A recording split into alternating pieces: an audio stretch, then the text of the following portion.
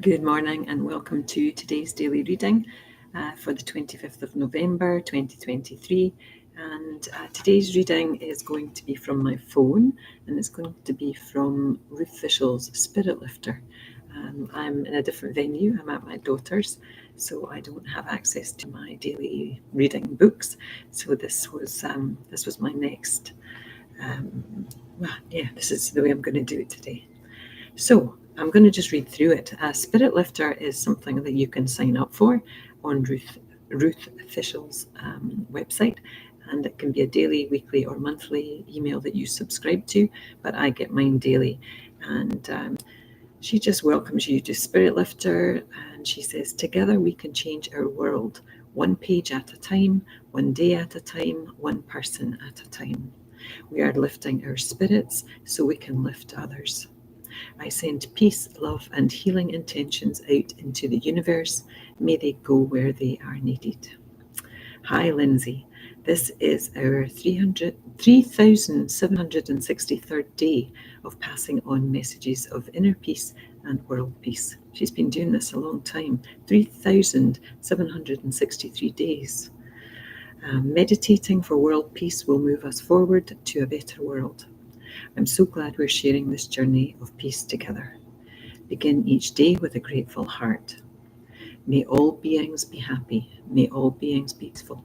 May all beings be free from suffering. She's taken pieces of heart math to offer us a beautiful way that we can help the world today. And she deeply believes that more and more people are changing and doing what they can do for peace. And here's some things that she suggests we do. More people are practicing heart qualities, being kinder and having more compassionate care. It's in the air. It's a kindness and compassion movement across the planet and in different religions. A universal feeling that opening our hearts to each other is the one thing in the collective that hasn't been tried yet. By allowing our hearts to lead, we can transform our care into actions that serve the world. When we think of the wars going on and problem areas in the world, we can radiate love, care, and compassion to the leaders making the decisions and to the people affected. Radiating love into the field environment helps to dissipate clouds of density, making the shift easier than it could be for humanity. Let's hold a vision of harmony and goodwill for the world. Let's put our hands over our hearts and take a few moments to be still, to come back to our mindful breathing as we send love and prayers and healing to all those suffering and hold them in our hearts. Let's close by sending our deepest care and compassion to all who are suffering from wars, natural disasters, famine, and other major stressors. So then she goes on, and she always has a couple of pages of a couple of her books. So Time for Peace for November 25th reads, You have heard that it was said, you shall love thy neighbour and hate your enemy. But I say to you, love your enemies, bless those who curse you, do good to those who hate you, and pray for those who spitefully use you and persecute you. And that's from Matthew 5, verses 43 to 44.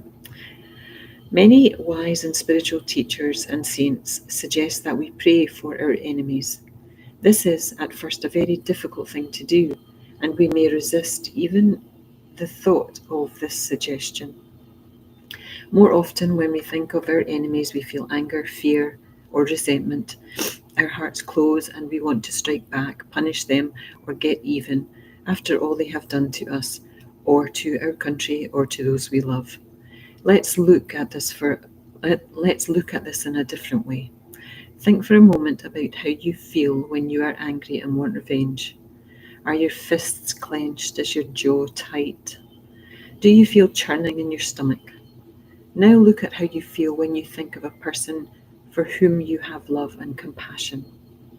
See how your body relaxes. See how much more peaceful you feel.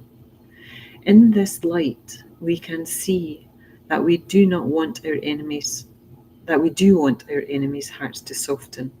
If their hearts and our hearts were full of love and compassion, war, murder, and crime would become obsolete.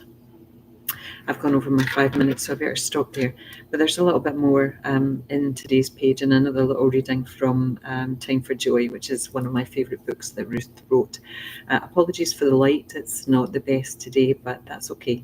And apologies for going a half minute over. Love to you all, and I'll see you tomorrow, maybe even from here.